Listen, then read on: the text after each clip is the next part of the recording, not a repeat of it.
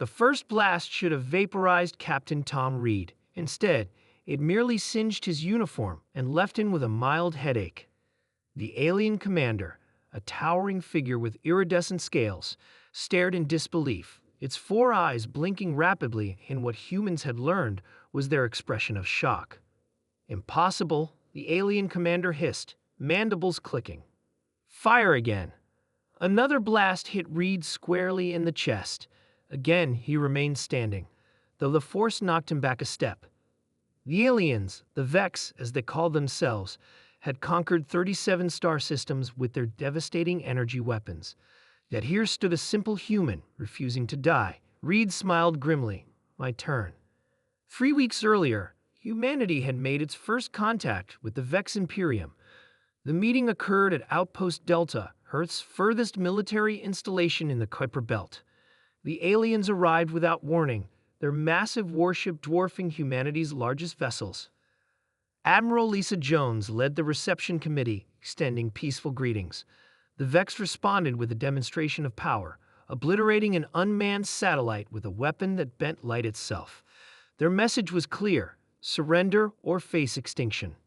What happened next changed galactic history forever. The Vex commander, as a show of dominance, fired directly at Jones. Everyone expected her immediate disintegration. Instead, she staggered backward, her uniform smoldering but otherwise intact. The confusion on both sides was palpable. "I don't understand," whispered Dr. Alex Johnson, the xenobiologist on Jones' team.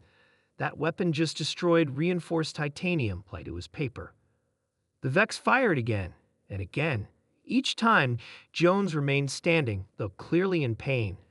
The aliens retreated hastily, their warship vanishing into fold space with suspicious speed. Earth's scientific community scrambled to understand what had happened. Johnson led the research team working around the clock to analyze the few readings they had captured during the encounter. "Something about our cellular structure," Johnson explained during an emergency United Earth Council meeting.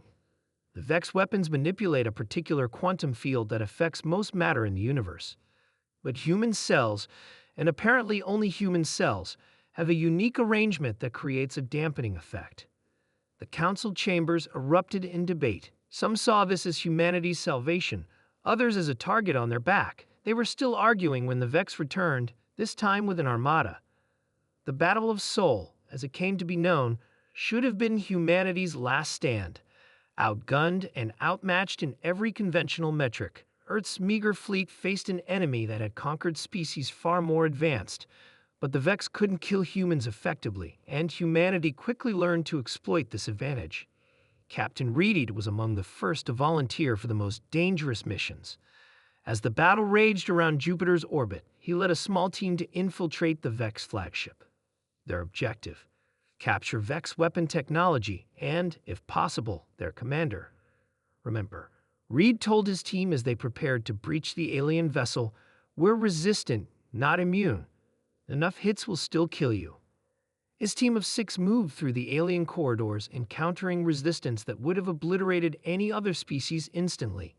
Even with their natural resistance, 2 team members fell to concentrated fire from the increasingly desperate aliens. Reed pressed on, fighting through pain as multiple energy blasts struck him. They reached the command center, where the alien commander waited with its guards. "Your biological anomaly changes nothing," the Vex commander said through its translation device. "You are still primitive beings. The Imperium spans galaxies." Reed's response was to charge forward, absorbing blasts as he tackled the commander. His remaining team subdued the guards, securing the room. "This primitive being just captured your flagship," Reed said, binding the commander with restraints. "I'd call that pretty advanced." The knowledge gained from the captured flagship changed everything. Humanity learned the Vex had conquered through fear and their seemingly unstoppable weapons. Most species surrendered after a single demonstration. Those who fought were quickly decimated. But the Vex had no contingency for a species their primary weapons couldn't efficiently kill. Their secondary technologies, while advanced, were not insurmountable. Within months, Earth forces had adapted Vex technology to their own ships, creating hybrid weapons that turned the tide of war. The final battle came near Neptune, where the remaining Vex armada gathered for one last assault. They had deployed new weapons, designed specifically to overcome human resistance. They might have succeeded had humanity fought alone. But they weren't alone anymore. News had spread through subspace communications to the subjugated worlds. Species that had lived under Vex dominion for centuries saw hope for the first time. Rebellions erupted across the Imperium, forcing the Vex to fight on multiple fronts. When the Neptune engagement ended, the Vex fleet was in retreat, their Imperium crumbling from within. Admiral Jones stood on the observation deck of Earth's new flagship, watching the stars where the last Vex ships had disappeared. "What do you think they'll tell others about us?" Johnson asked, joining her. Jones smiled slightly. "That we're dangerous, that we can't be killed by conventional means, that we freed worlds they'd held for centuries." She paused. "They'll tell stories about us, and for once. Humanity will be the monsters other species fear, but also the heroes they call when there's no one else to turn to." Reed, now promoted to Admiral himself, nodded. "And we'll be ready. For the first time in galactic history, humanity has a seat at the table. And it's not because we were the strongest or the smartest. It's because we were the most stubborn," Johnson finished. Across the stars, the message spread: beware of humans. They cannot be destroyed by the weapons that conquered galaxies. They are few, but they are coming. And for many, they were coming as liberators.